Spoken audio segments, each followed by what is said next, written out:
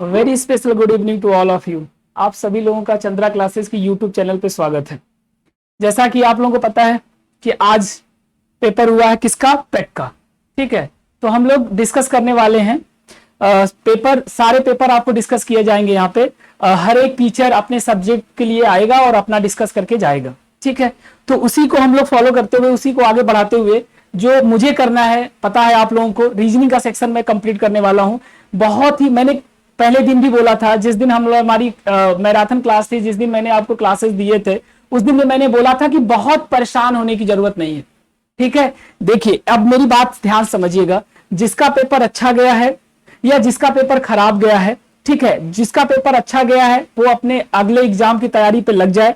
जिसका पेपर खराब गया है उसे उदास होने के लिए या सैड होने की जरूरत नहीं है। आप आराम से अच्छा करेंगे और आने वाले अभी बहुत एग्जाम है। ऐसा नहीं कि यही एक मौका था कि आपने खो दिया।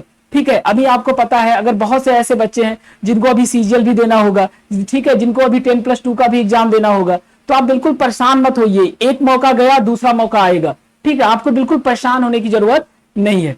तो चलिए इसी को बढ़ाते हुए मैं 2 लाइन आप लोगों से सामने बोलता हूं। जिनका भी पेपर खराब गया है उनको उदास होने की जरूरत नहीं है। ईश्वर का दिया हुआ कभी अल्प नहीं होता, जो टूट जाए वो संकल्प नहीं होता। ठीक है, अगर आपने किसी संकल्प को लिया है कि नहीं मुझे ये करना है, तो ठीक है, संकल्प को टूटने मत दीजिएगा, बिल्कुल मत टूटने दीजिएगा। तो ईश्वर का दिया हुआ कभी अल्प नहीं होता, जो टूट जाए वो संकल्प नहीं होता। और हार को लक्ष्य से दूर रखना। जैसे मान लीजिए कभी कितने लोग ऐसे होते हैं कि वो हार जाते हैं। हारने का मतलब होता है क्या कि एक एग्जाम दिए, मान लीजिए नहीं निकला या उनका परफॉर्मेंस अच्छा नहीं हुआ, तो ऐसा नहीं है। अपने हार को, लक्ष्य जो आपने लक्ष्य बनाया ना, उससे दूर रखिएगा, क्योंकि जीत का कोई विकल्प नहीं होता। तो ध्यान से समझिएगा चीजों को। आपको एक एग्जाम गया तो ऐसा नहीं कि अब उदास होकर बैठ जाएंगे, सर मेरा पेपर तो बहुत खराब गया है। ठीक है, ऐसा करने की जरूरत नहीं है, अभी आपके पास मौके बहुत है। तो चलिए 5 क्वेश्चन आया था आज के एग्जाम में। ठीक है, और उस 5 क्वेश्चन, ये मॉर्निंग का शिफ्ट है, मैं दोनों शिफ्ट आपको करवाऊंगा, मॉर्निंग का भी इवनिंग का भी। तो ये हम लोग के सामने जो ये देख रहे होंगे, अगर आपका पेपर ये देने गए होंगे तो आपको दिख रहा होगा कि ये मॉर्निंग का शिफ्ट है। और मॉर्निंग के शिफ्ट में 5 क्वेश्चन आया था। मैं आपको दिखाता हूं वो क्वेश्चन कहां है रीजनिंग का। आइए बढ़ते हैं आगे की तरफ। वो 5 क्वेश्चन कहां है ये देखिए। ये रहा आपके सामने पहला क्वेश्चन, ये क्वेश्चन नंबर 14। ध्यान समझिएगा, दिख रहा है क्वेश्चन नंबर बेटा 14, और यहां पे आंसर मैंने लगा के दिया है। ठीक है, कि अगर आपका आंसर मिल रहा होगा तो आप मैच करवा सकते हैं। ठीक है, ये रहा आंसर। अगर ये आंसर आपका है तो बिल्कुल परफेक्ट है। अगर ये आंसर है पत्नी, अगर ये आपका आंसर है तो बिल्कुल परफेक्ट है। अब बस हमें देखना है कि सर ये आया कैसे है, यही तो देखना है हम लोग को कि ये सर आया कैसे। तो आइए जरा चेक करते हैं। लिखा है, एक महिला की ओर इशारा करते हुए नीलेश ने कहा। किसने कहा? नीलेश। मान लेते हैं ये नीलेश है, मैं एन से बनाता हूं बेटा, ध्यान दीजिएगा। ये कौन है? ये नीलेश है, नीलेश। नीलेश ने किसी महिला की तरफ इशारा करते हुए कहा। मान लेते हैं ये कोई महिला है। ठीक है, मान लेते हैं बेटा ये कोई हमारी महिला है। यहाँ पे ध्यान से समझिएगा, आपको आंसर पता है ऐसा नहीं है, बस आप इसका सॉल्यूशन देखिए। नीलेश ने किसी महिला की तरफ इशारा करते हुए कहा, क्या कहा? ध्यान समझिएगा, वह मेरी पत्नी। ध्यान समझिएगा, नीलेश ने कहा कि वह मेरी पत्नी। ध्यान समझिएगा, मेरी पत्नी। ध्यान समझिएगा, तो इनकी पत्नी को बना लिया, नीलेश की पत्नी को बनाइए। ये हो गई पत्नी, नीलेश की पत्नी। वह मेरी पत्नी के दादा, मेरी पत्नी के दादा। ध्यान समझिएगा, मेरे पत्नी के ये हो गए पिता, यानी पिता हो गए। ठीक है, ये कौन हो गए? फादर यानी पिता। ठीक है, के पिता यानी ये हो गए दादा। क्या बोला है कि नीलेश की पत्नी के दादा, तो दादा ऊपर चले जाएंगे। अच्छा, नीलेश की पत्नी के दादा, ध्यान दिया, वह मेरी पत्नी के दादा की इकलौती संतान। ठीक है, यानी मेरी पत्नी के दादा की इकलौती संतान। तो यहां पे कौन है? ये इकलौते संतान, यानी मेरी पत्नी के दादा की इकलौती संतान की इकलौती बेटी है, यानी इकलौती संतान की इकलौती बेटी है। ठीक है, इकलौती बेटी है। तो पूछ क्या रहा है? यानी इसी की बात हो रही है, इसी की बात हो रही है, यानी उस नीलेश की पत्नी की ही बात हो रही है। तो आपसे पूछ रहा है महिला नीलेश से किस प्रकार संबंधित है? तो आंसर क्या आ जाएगा सर? आंसर आ जाएगा पत्नी। चीजें समझ में आई कि नहीं? क्या बोल रहा है? ये जो महिला है ना, यहाँ बोला क्या है? नीलेश ने किसी महिला की तरफ इशारा कहा और इनकी तरफ इशारा करके इनके बारे में आपको इंफॉर्मेशन दे रहा है। इसी महिला के बारे में तो इंफॉर्मेशन दे रहा है। क्या इंफॉर्मेशन दे रहा है कि ये जो महिला है वह मेरी पत्नी, तो पहले इनकी पत्नी ले, इसकी पत्नी को बनाइए, मेरी पत्नी के दादा तो उनके दादा को बनाइए, कि इकलौती संतान के इकलौती बेटी है, यानी इकलौते से एक ही संतान है और उनकी इकलौती बेटी है खुद, तो इकलौती का मतलब यही एक है, तो यहां आ गई। यानी ये जो महिला है ना, ये महिला कौन है सर? ये महिला यही है। तो अगर ये महिला यही है तो ये महिला इनकी क्या लगेगी? तो आंसर आ जाएगी पत्नी। पत्नी का मतलब क्या हो जाएगा? वाइफ। आ रही बात समझ में? चलिए आगे चलते हैं। देखिए कितना आसान क्वेश्चन है। अगर हम आगे चलें बेटा तो ये देखिए कितना, क्वेश्चन नंबर 14 हो गया, ठीक है। अब आते हैं क्वेश्चन नंबर 15 पे। ये रहा क्वेश्चन नंबर 15, ठीक है। ये रहा हमारे सामने क्वेश्चन नंबर 15। आइए देखते हैं क्वेश्चन नंबर 15 में क्या कहा है। अच्छा, आंसर जिसका 100 है ना, बिल्कुल परफेक्ट है, जिसका भी आंसर 100 आया है वो बिल्कुल सही है आंसर, बिल्कुल सही है। और मुझे पता है ये इतना आसान क्वेश्चन है कि इसमें क्या बताना। ये अगर जिसका ये भी गलत हो गया होगा फिर तो उसकी लॉजिक पूरा खराब है।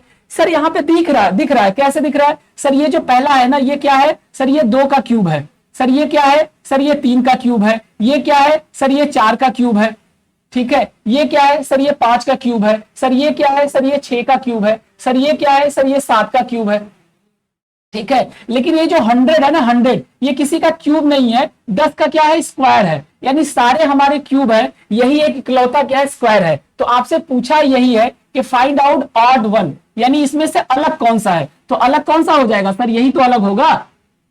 आधी बात समझ में? बिल्कुल, मैं एकदम आराम, क्योंकि आप लोगों को आंसर पता है, इसमें ऐसा कुछ करना ही नहीं है। आइए चलते हैं आगे। क्वेश्चन नंबर 16 भी आप में आया था, रीजनिंग का ही क्वेश्चन। आइए देखते हैं क्वेश्चन नंबर 16 क्या कह रहा है, ठीक है। क्वेश्चन नंबर 16 को ध्यान से करिएगा। क्वेश्चन नंबर 16, ठीक है। क्वेश्चन नंबर 16 पे चलते हैं। देखिए क्वेश्चन नंबर 16 का आंसर कहां पे है सर? आंसर है ये शुक्रवार। जिसका आंसर शुक्रवार है परफेक्ट है। अब ये आया कैसा, ये देखिए। अब मेरी बात ध्यान से समझिएगा। मैंने आपको बताया था कि ये क्या है सर? ये रेफरेंस कैलेंडर है, मतलब एक डेट आपको दिया रहेगा, दूसरा डेट आपसे पूछेगा, और वो पूछने का 3 तरीका हो सकता है।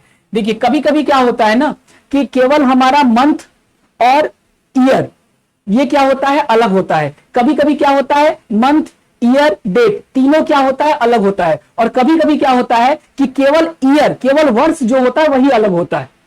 यानी डेट और मंथ वो दोनों क्या होते हैं? सेम होते हैं, केवल वर्ष में अंतर होता है। तो ये जो क्वेश्चन है ना, वही वाला क्वेश्चन है। कैसे दिया है कि 1 जनवरी 2006 को रविवार था, ठीक है। आपसे 1 ही जनवरी को पूछ रहा है कि 1 जनवरी 2010 को क्या होगा। मतलब अगर मैं यहां लिखूं बेटा, ध्यान समझिएगा, ये हो गया 1 जनवरी, ठीक है। 1 जनवरी कब सर? 2006। 1 जनवरी 2006 ये हो गया 6 को। क्या था 1 जनवरी 2006 को सर? उस दिन संडे था, संडे मतलब रविवार, ठीक है। क्या था? संडे था। आपसे 1 ही जनवरी को पूछ रहा है कि सर 1 जनवरी कब? 2010 को क्या होगा? 2010 को क्या होगा ये पूछ रहा है। तो याद रखिएगा इसका कैलकुलेशन तो 0 हो गया। अब आपको केवल वर्ष का ऑड डेज निकालना है। वर्ष में क्या निकालना है? Odd days. ऑड डेज का मतलब क्या होता है बेटा? विषम दिन। विषम दिन ही तो निकालना है। तो आप देखिए 6 और 10 कितने साल का अंतर है? तो आप कहेंगे सर 4। इस 4 में ना हम लीप ईयर को ऐड करेंगे, यानी 2006 से लेकर के 2010 तक कितने लीप ईयर आए होंगे? तो आप कहेंगे सर 2006 तो लीप ईयर है नहीं, 2007 भी लीप ईयर नहीं है। अब कितने लोगों को लीप ईयर भी नहीं पता होगा। ऐसा वर्ष जो 4 से कट जाए उसे कहते हैं लीप वर्ष। तो क्या 2006 4 से कटेगा? नहीं कटेगा। 2007 नहीं कटेगा। 2008 हाँ कट जाएगा। यानी कौन सा मिला सर? 8 मिला, और एक ही मिलेगा 2010 तक। तो ये हो गया 1, और जितना लीप ईयर होता है इसको इसमें जोड़ देते हैं। कितना आ गया सर? आ गया 5। यही हमारा क्या आया है? Odd days. और ऑड डेज को हम लोग क्या कहते हैं? विषम दिन। अब हम करते क्या है? ऑड डेज का 2 काम है, ठीक है। ऑड डेज का 2 काम है। क्या काम है सर? ऑड डेज को या तो हम प्लस करेंगे या तो हम माइनस करेंगे आगे का दिन निकालने के लिए। अब आप हमें ये बताइए कि कैलेंडर में अगर हम आगे जा रहे हैं, ध्यान समझिएगा, कैलेंडर में अगर हम आगे जाते हैं तो हम क्या कर देते हैं? प्लस। जो भी ऑड डेज आता है उसे क्या कर देते हैं? प्लस। और कैलेंडर में अगर हम पीछे जाते हैं तो क्या कर देते हैं? माइनस। अब आपको पता कैसे चलेगा आप कैलेंडर में आगे की डेट निकाल रहे हैं कि पीछे की?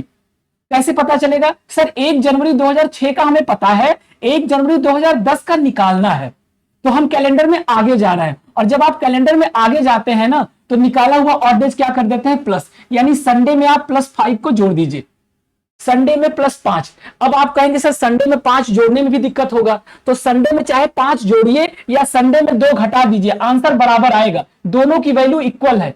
यानी कि संडे से 5 दिन बाद जो दिन होगा या संडे से 2 दिन पहले जो दिन होगा, दोनों बराबर होंगे। तो रविवार से 2 दिन पहले क्या आएगा, तो आप कहेंगे सर शुक्रवार, क्या आ जाएगा सर शुक्रवार, तो आंसर आ जाएगा आपका फ्राइडे। क्या आंसर आ जाएगा सर फ्राइडे, शुक्रवार। जिसने भी शुक्रवार लगाया बिल्कुल परफेक्ट लगाया है, ठीक है। बाकी चीजों अगर आपको डिटेल में पढ़ना है तो आपको क्लासेस दी जाएंगी, उस क्लासेस को आप देखिए। चलिए अब चलते हैं नेक्स्ट क्वेश्चन की तरफ, आगे देखिएगा। ये रहा, देखिए एकदम ये क्या क्वेश्चन है बताइए, ऐसा क्वेश्चन दे रहा है आप लोगों को। क्वेश्चन नंबर 20 देखिएगा, 20, ठीक है। क्वेश्चन नंबर 20 पे ध्यान दीजिएगा, कितना आसान क्वेश्चन दिया है। अब अगर इसको भी आप लोग नहीं कर पाएंगे, कहेंगे सर मैंने कोचिंग, कुछ लोग कहेंगे सर मैंने कोचिंग नहीं किया या मेरा पहला बार है। अब इसको कोचिंग करने की क्या जरूरत है इस टाइप के क्वेश्चन करने के लिए। आइए जरा देखते हैं इसमें क्या हुआ है, ध्यान से समझिएगा। लिखा है नॉर्मल, मैं यहां लिख देता हूं नॉर्मल, लिखा है नॉर्मल, NOR, ठीक है। एक सेकेंड में थोड़ा इसको क्लियर कर देता हूं, ठीक है। मैं फिर से मार्कर ले लेता हूं, ध्यान समझिएगा, जगह चाहिए, स्पेस चाहिए हमको, स्पेस, ठीक है। ध्यान समझिएगा क्या लिखा है, नॉर्मल, NORMAL,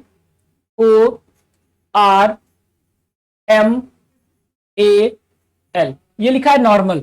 और नॉर्मल का कोड क्या लिखा है सर, नीचे लिखा है, क्या है ये, मान लीजिए R, फिर क्या है यहाँ पे P, फिर यहाँ पे क्या है N, फिर यहाँ पे क्या है L, फिर यहाँ पे क्या है B, और फिर यहाँ पे क्या है M, ये दिया हुआ है। अब आपसे ये पूछ रहा है कि अगर इसका कोड ये है तो किसका कोड, इसका गैदर का कोड क्या होगा। तो पहले हम इसमें रिलेशन देखेंगे कि ये क्या दिया हुआ है। तो मैंने आपको बताया था कि अगर बहुत प्रॉब्लम है आपको, सबसे पहले प्लेस वैल्यू को लिख लीजिए, ठीक है, कि इनके प्लेस वैल्यू क्या है। तो प्लेस वैल्यू आप आसानी से लिख सकते हैं। और अगर आप प्लेस वैल्यू नहीं लिख पा रहे हैं तो भी देखिए इसमें हुआ क्या है कि अगर आप लॉजिक लगाएंगे ना, लॉजिक, तो इनको ना 2 पार्ट में डिवाइड कर दिया है, ठीक है। और देखिएगा R को यहां ले आया है, N को यहां ले आया है, और O से P कर दिया, मतलब इसको क्या कर दिया है सर, +1 कर दिया है। क्या कर दिया है, +1। तो वही काम यहां किया बेटा, इसको यहां ले आया, इसको यहां ले आया, और यहां क्या कर दिया, +1, यानी A +1 क्या आ जाएगा, B। बस यही काम आप कर लीजिए। किसका पूछा है, गैदर का, ठीक है, इसका पूछा है। आसान है सर, हम क्या करेंगे, इनको 3 पार्ट में डिवाइड कर देंगे सर। ये यहां चला जाएगा, ये यहां चला जाएगा, मतलब ये आ जाएगा सर T, ये आ जाएगा हमारा G, और यहां क्या आ जाएगा, +1 कर देंगे, तो +1 कर देंगे, इसमें आ जाएगा ये यहां, यानी यहां क्या आ जाएगा R, और यहां क्या आ जाएगा H, और इसमें +1 कर देंगे तो क्या आ जाएगा F।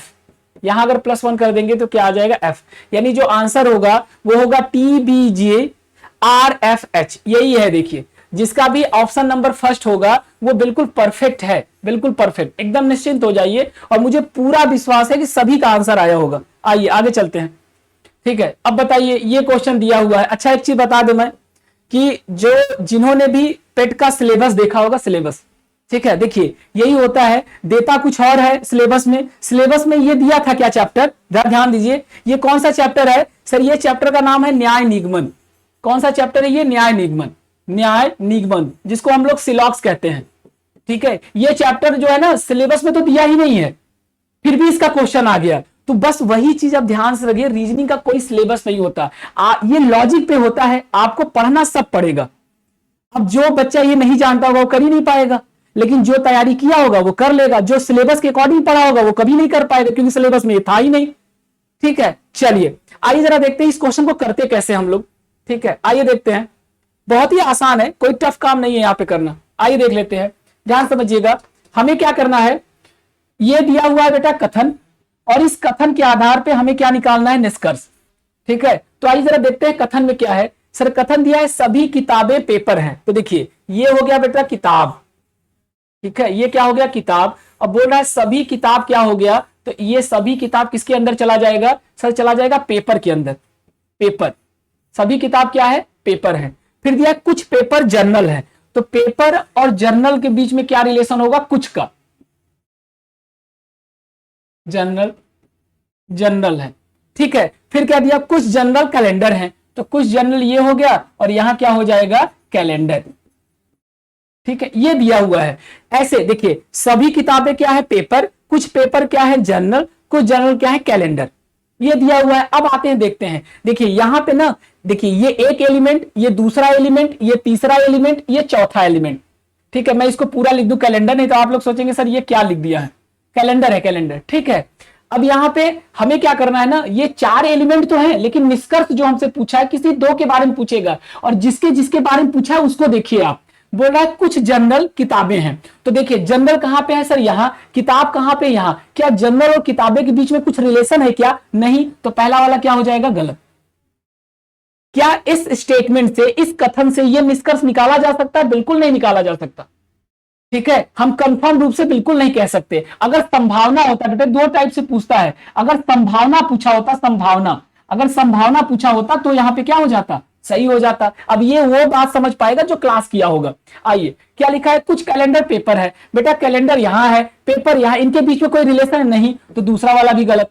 तीसरा देखिए दिया कुछ किताबें जर्नल है, किताब कहां पे है सर, किताब यहां पे है, जर्नल यहां पे है, कोई लेना देना नहीं, तीसरा वाला भी गलत। चौथा क्या दिया हुआ है, कुछ किताबें कैलेंडर है, सर किताब कहां पे है, यहां पे, कैलेंडर कहां पे है, कोई लेना देना नहीं, ये सब क्या हो जाएगा गलत। और अगर तीनों में संभावना लिख के आ जाता, ये चारों में अगर क्या लिख के आ गया होता, संभावना संभावना संभावना, तो सब सही हो गया होता, लेकिन ऐसा हुआ नहीं है। ये क्या है, ये कंफर्म रूप से पूछा, इसलिए ऑप्शन क्या हो जाएगा सर, ऑप्शन हो जाएगा डी। मतलब 4 के चारों विकल्प, जो 4 के चारों निष्कर्ष दिया सब गलत है। चलिए कितने हुए सर, 1 2 और कुछ बचा है, नहीं, हो गया। 2 क्वेश्चन यहां पे था बेटा, एक सिलॉक्स का, एक यहां कोडिंग डिकोडिंग था। आगे चलते हैं, यहां पे क्या दिया था, एक यहां कैलेंडर का था, एक यहां पे ऑड वन आउट का था, और एक यहां पे क्या था आपका ब्लड रिलेशन।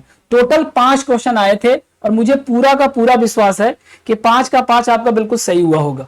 ठीक है, तो आपको उदास होने की जरूरत नहीं है, जिनका अच्छा गया है वो अपने नेक्स्ट एग्जाम की प्रिपरेशन में लग जाएं, बहुत खुश होने की जरूरत नहीं है। ठीक है, मैंने आपसे क्या कहा था कि पेपर जो होगा पेट का ना बहुत ही आसान होगा, इसको इतना वो मतलब इसको बहुत कठिन में मत लीजिएगा, नहीं लगा कि नहीं बहुत ज्यादा मेहनत करना है, क्योंकि ये as a like entrance exam है, आपका मेन अभी एग्जाम होना बाकी है। ठीक है, तो आप एकदम निश्चिंत रहिए, तैयारी पे फोकस करिए, आगे की अभी बहुत एग्जाम लगे हुए हैं, सब 1-2 महीने के अंदर सारे एग्जाम आपके आने वाले हैं।